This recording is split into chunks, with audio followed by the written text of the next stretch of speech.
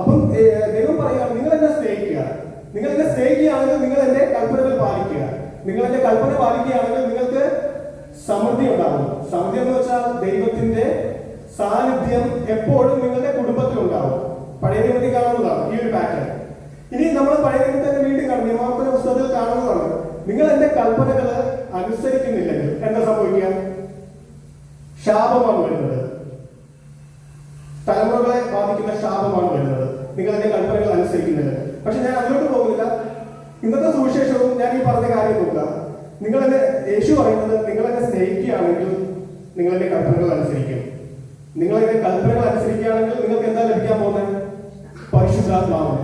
അതുകൊണ്ടാണ് പരിശുദ്ധാത്മാവിനെ പുതിയ നിയമത്തിന്റെ വാഗ്ദാനം എന്ന് പറയുന്നത്. നമ്മൾ ഈ പരിശുദ്ധാത്മാവിന്റെ പ്രവർത്തനം നമ്മൾ പഴയ നിയമം തൊട്ട് കാണുന്നുണ്ട്.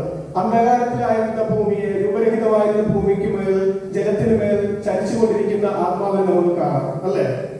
അവിടെ നിന്ന് ഇങ്ങോട്ട് ആത്മാവിന്റെ ഒരു രക്ഷാകര ചരിത്രത്തെ നയിക്കുന്ന പരിശുദ്ധാത്മാവ് അല്ലെങ്കിൽ ആത്മാവിനെ നമുക്ക് കാണുവാൻ സാധിക്കും. ഇങ്ങറ്റം വരെ സഭയുണ്ടാകുന്നു, സഭയെ വീണ്ടും നയിക്കുന്നു. നോക്കുക, രക്ഷാകര ചരിത്രം മുഴുവനും ആത്മാവ് നയിക്കുന്നതായിട്ട് നമുക്ക് കാണുവാൻ സാധിക്കും.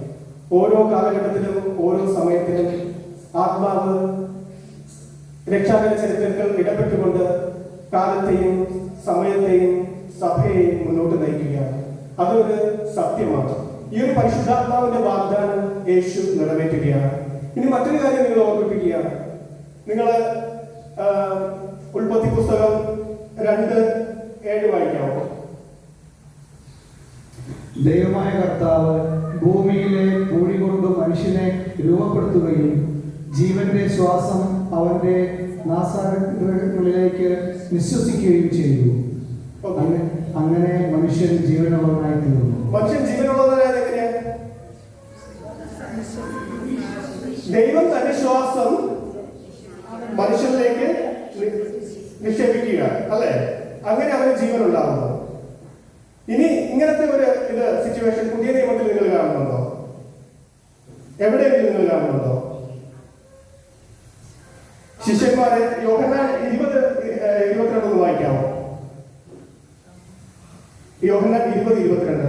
ഇത് പറഞ്ഞിട്ട് അവരുടെ മേൽ നിശ്വസിച്ചുകൊണ്ട് അവരോട് അരുളി ചെയ്തു, നിങ്ങൾ പരിശുദ്ധാത്മാവിനെ സ്വീകരിക്കുന്നു. നിങ്ങൾ നോക്കുക, ഉൽപ്പത്തി തുടക്കമാണ്.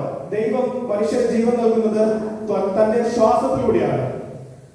ദൈവത്തിന്റെ ശ്വാസം സ്വീകരിക്കുന്ന അവൻ ജീവനിലേക്ക് പ്രവേശിക്കുകയാണ്. പക്ഷേ തന്റെ പാപം കൊണ്ട് അവൻ ആ അരൂപിയെ നഷ്ടപ്പെടുത്തുന്നുണ്ട്, അല്ലെ? തന്റെ പാപം കൊണ്ട് അവനെ പഴയ ആദം തന്റെ അരൂപിയെ നഷ്ടപ്പെടുത്തുമ്പോൾ പുതിയ ആദമായ ഈശോ തന്റെ ശ്വാസം കൊണ്ട്, ദൈവം എങ്ങനെയാണോ മനുഷ്യനെ രൂപപ്പെടുത്തിയത് അതേപോലെ തന്റെ ശ്വാസം കൊണ്ട് പരിശുദ്ധാത്മാവിനെ നൽകുകയാണ്. പുതിയൊരു ജനത്തെ, പുതിയൊരു സമൂഹത്തെ വാർത്തെടുക്കുകയാണ്, സൃഷ്ടിക്കുകയാണ്. പ്രിയപ്പെട്ടവരെ, പരിശുദ്ധാത്മാവിനെ സ്വീകരിക്കുന്ന ആ ശിഷ്യഗണം പുതിയൊരു ജനത്തെ, പുതിയ ഇസ്രായേലിനെ പ്രതിനിധാനം ചെയ്യുകയാണ്. നമ്മൾ പിന്നെ പരിശുദ്ധാത്മാവിനെ സ്വീകരിക്കുന്നത് പെന്തക്കോസ്താ ദിവസത്തിലാണ് നമ്മൾ കാണുന്നത്. പക്ഷെ അതിന്റെ ആരംഭം നമ്മൾ കാണുന്നത് യേശു തന്റെ ആ 12 പേരടങ്ങുന്ന ചെറിയൊരു സമൂഹത്തിലേക്ക് യേശു നിശ്വസിച്ചുകൊണ്ട്, യേശു വെറുതെ വിശ്വസിച്ചിട്ട് പോവുകയല്ല, വിശ്വസിച്ചുകൊണ്ട് പരിശുദ്ധാത്മാവിനെ സ്വീകരിക്കുക. പരിശുദ്ധാത്മാവ് ജീവന്റെ ഉറവിടമാണ്.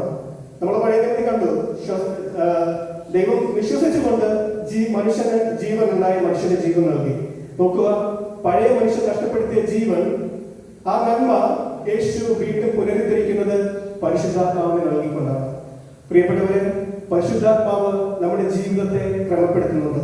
പരിശുദ്ധാത്മാവ് നമ്മുടെ ജീവിതത്തെ മുന്നോട്ട് നയിക്കുന്നുണ്ട്, നമ്മൾ ആഗ്രഹിക്കുന്ന രീതിയിലൂടെ. പക്ഷെ നമ്മൾ വഴങ്ങി കൊടുക്കണം പരിശുദ്ധാത്മാവ്. നമുക്ക് ക്രിസ്തുവിന്റെ ആശ്വാസം ആവശ്യമാണ്, പക്ഷെ അവന്റെ കൽപ്പനകൾ പാലിക്കാൻ നമ്മൾ ആരും തയ്യാറാവുന്നില്ല. നമുക്ക് ക്രിസ്തുവിന്റെ സാന്നിധ്യം ആവശ്യമാണ്, പക്ഷെ അവന്റെ വഴികളിലൂടെ സഞ്ചരിക്കാൻ നമ്മൾ ആരും തന്നെ മുതിരുന്നില്ല. നമുക്ക് പരിശുദ്ധാത്മാവിന്റെ അനുഗ്രഹം ആവശ്യമാണ്, പക്ഷെ ആരും തന്നെ മാനസാന്തരപ്പെടുവാൻ തയ്യാറാവുന്നില്ല. പ്രിയപ്പെട്ടവരെ, ആത്മാവിന്റെ ഫലങ്ങളെ കുറിച്ചോ നിങ്ങളോട് ഞാൻ സംസാരിക്കേണ്ട ആവശ്യമില്ല. നിങ്ങൾക്കറിയാം, ഓരോ ആരാധനയിലും ഓരോ ധ്യാനത്തിലും നിങ്ങളെ ധ്യാനിപ്പിക്കുന്ന അച്ഛന്മാരായിക്കൊള്ളട്ടെ, ബ്രദർമാരായിക്കൊള്ളട്ടെ, അവർ നിങ്ങളെ ഉദ്ബോധിപ്പിക്കുന്നതും നിങ്ങളെ പഠിപ്പിക്കുന്നതും ആത്മാവിന്റെ ഫലങ്ങളെ കുറിച്ചും ആത്മാവിന്റെ കൃപകളെ കുറിച്ചുമാണ്. അത് നമ്മുടെ ജീവിതത്തിൽ ഉണ്ടാകുന്ന മാറ്റങ്ങൾ എന്തൊക്കെയാണെന്ന് നിങ്ങൾക്ക് മനസ്സിലാക്കാവുന്നതേ ഉള്ളൂ, നിങ്ങൾക്ക് അതനുസരിച്ച് ജീവിക്കാവുന്നതേ ഉള്ളൂ. എന്നാൽ നിങ്ങൾ മനസ്സിലാക്കേണ്ട ഒരു കാര്യം, പരിശുദ്ധാത്മാവ് എപ്പോഴും നമ്മളോട് കൂടെയുണ്ട്. നമ്മളൊന്ന് നമ്മുടെ ഹൃദയത്തെ തുറന്നു കൊടുക്കുക. പക്ഷെ അതിനാദ്യം ചെയ്യേണ്ടത് ദൈവത്തെ, ഈശോയെ സ്നേഹിക്കുക, ഈശോയുടെ കൽപ്പനകൾ പാലിക്കുക. ആ കൽപ്പനകൾ പാലിച്ചാൽ മാത്രമേ കൽപ്പനകളുടെ വാഗ്ദാനമായിട്ട്, കൽപ്പനകളുടെ സമ്മാനമായിട്ട് നമ്മൾ അത് പാലിക്കുമ്പോൾ നമുക്ക് പരിശുദ്ധാത്മാവിനെ ലഭിക്കുന്നു. ക്രിസ്തുവിനെ പിൻചെല്ലുന്നവർ, ക്രിസ്തുവിനെ സേവിക്കാൻ ആഗ്രഹിക്കുന്നവർ അവന്റെ കൽപ്പനകൾ പാലിക്കാൻ വേണ്ടി കൂടി ജാഗ്രത കാണിക്കണം. പ്രിയപ്പെട്ടവരെ, യേശുവിന്റെ കൽപ്പന വളരെ സിമ്പിളാണ്. എന്താണെന്ന് പറയാമോ? അത് ഓക്കെയാണ്, പക്ഷെ കുറച്ചുകൂടി നല്ലതുണ്ട്, മനോഹരമായ ഒരു കൽപ്പന. അത് ഞാൻ പറയുന്നത്, നിങ്ങൾ പറഞ്ഞത് ശരിയാണ്. ശത്രുക്കളെ സ്നേഹിക്കുക, ഓക്കെ. ഇതിലും മനോഹരമായിട്ട് ബൈബിളിലെ ഗോൾഡൻ റൂൾ എന്ന് പറയുന്ന ഒരു ഗോൾഡൻ സ്വർണ്ണലിപികളിൽ എഴുതേണ്ട ഒരു നിയമം യേശു പറയുന്നുണ്ട്. നിങ്ങൾക്ക് ആരെങ്കിലും ഓർക്കുന്നുണ്ടോ? പക്ഷെ നമ്മളത് ഓർത്താൽ നമ്മൾ പ്രാവർത്തികമാക്കുന്നില്ല. പക്ഷെ നിങ്ങൾക്ക് എല്ലാവർക്കും ആവശ്യമുള്ള ഒരു നിയമമാണ്. ആരും പറയുന്നില്ല. എന്താ?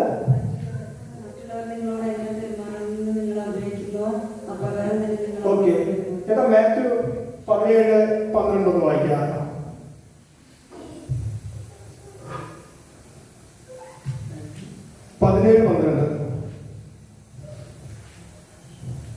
എന്നാൽ ഞാൻ നിങ്ങളോട് പറയുന്നു, ഏലിയ വന്നു കഴിഞ്ഞു, എങ്കിലും അവർ അവനെ മനസ്സിലാക്കിയില്ല.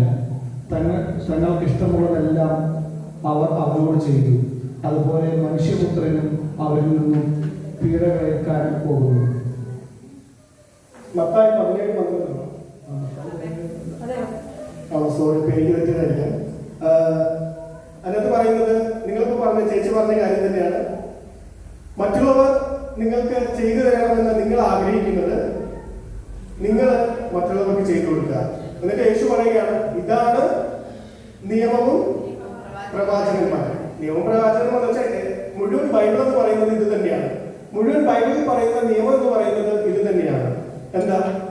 മറ്റുള്ളവർ നിങ്ങൾക്ക് ചെയ്തു തരണമെന്ന് നിങ്ങൾ ആഗ്രഹിക്കുന്നത് നിങ്ങൾ മറ്റുള്ളവർക്ക് ചെയ്തു കൊടുക്കുക. ഈ നിയമം പാലിക്കാൻ നിങ്ങൾക്ക് പ്രയാസമാണോ?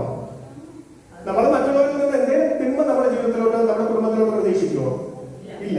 നമ്മുടെ അടുത്തിരിക്കുന്ന ഒരു വ്യക്തി നമ്മുടെ കുടുംബത്തിലോട്ട് എന്തെങ്കിലും കൂടോത്രം ചെയ്യട്ടെ എന്ന് നമ്മൾ പ്രതീക്ഷിക്കുമോ? ഇല്ല. അപ്പൊ പിന്നെ നമ്മൾ എന്തിനാ അങ്ങനെ ചിന്തിക്കുന്നത്?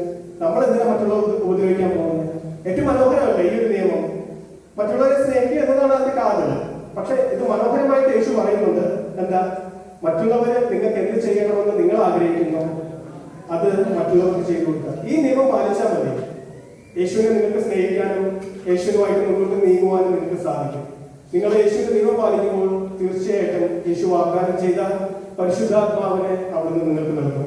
പ്രിയപ്പെട്ടവരെ, അല്പസമയം നമുക്ക് നമ്മുടെ കണ്ണുകൾ അടച്ചുകൊണ്ട് യേശുവിനോട് നമുക്ക് പ്രാർത്ഥിക്കാം. കർത്താവായ യേശു ക്രിസ്തുവേ, ഈ നിമിഷം അങ്ങയുടെ ആലയത്തിലായിരിക്കുമ്പോൾ അങ്ങയുടെ ആത്മാവിനെ അയച്ച് ഞങ്ങളെ ശക്തിപ്പെടുത്തണമേ. കർത്താവേ, പഴയ നിയമത്തിൽ ഞങ്ങൾ കാണുന്നു, അങ്ങ് തിരഞ്ഞെടുക്കുന്ന ഓരോ വ്യക്തിയെയും അങ്ങയുടെ ജനത്തെ നയിക്കുവാനും അങ്ങയുടെ സമൂഹത്തെ മുന്നോട്ട് കൊണ്ടുപോകുവാനും അവിടുന്ന് ആത്മാവിനെ വർഷിച്ചുകൊണ്ട് ആത്മാവിന്റെ കൃപകൾ നൽകി അവരെ അനുഗ്രഹിക്കുന്നു. നാഥ, ഇന്നേ ദിവസം അങ്ങയുടെ പക്കൽ ഞങ്ങളായിരിക്കുകയാണ്. കർത്താവ്, അങ്ങയുടെ ആത്മാവിനായി ഞങ്ങൾ ത്യാഗിക്കുന്നു. അങ്ങയുടെ പരിശുദ്ധാത്മാവിനായി ഞങ്ങൾ ദാഹിക്കുന്നു.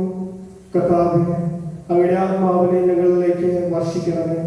പരിശുദ്ധാത്മാവിനെ ഞങ്ങൾക്ക് നൽകി ഞങ്ങളെ വീണ്ടും പുതിയൊരു ജനതയാക്കി മാറ്റണമേ എന്ന് അങ്ങയോട് ഞങ്ങൾ പ്രാർത്ഥിക്കുന്നു. ഈശോനാഥ, അങ്ങയുടെ കൽപ്പനകൾ പാലിക്കുവാനും അങ്ങയെ സ്നേഹിക്കുവാനും അതുവഴി പരിശുദ്ധാത്മാവിനെ ജീവിതത്തിൽ സ്വീകരിക്കുവാനും ഞങ്ങളെ അനുഗ്രഹിക്കണമെന്ന് പ്രാർത്ഥിക്കുന്നു.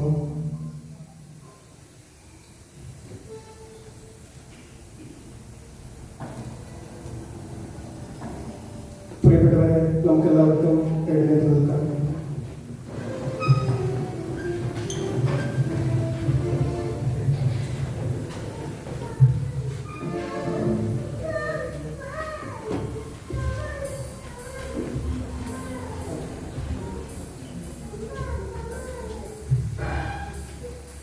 നമുക്കെല്ലാവർക്കും ഏകദൈവത്തിലുള്ള നമ്മുടെ വിശ്വാസം ഏറ്റുചൊല്ലാം.